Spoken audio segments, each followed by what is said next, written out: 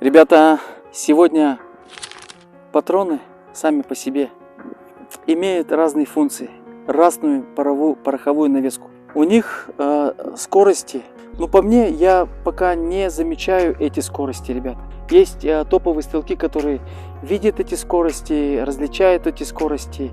В Америке очень много спортсменов, которые меняют пороховые навески, там высокоскоростные, ставят патроны. Но сегодня для меня патрон, он должен быть...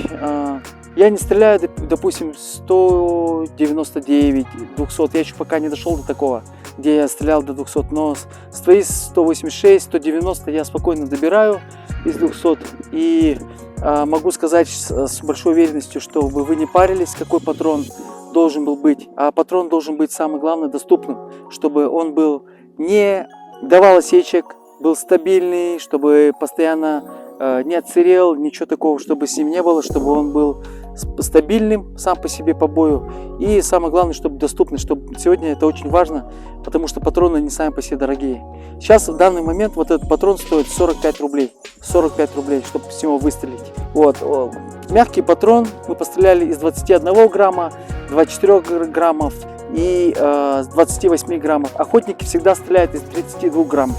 36 граммов, 38, 46, 56. Я вам рекомендую на охоте стрелять 32 грамма без этих магнумов, заморочки в голове. И на спортинге стрелять 28 грамм. На тренировке можете стрелять 24 грамма.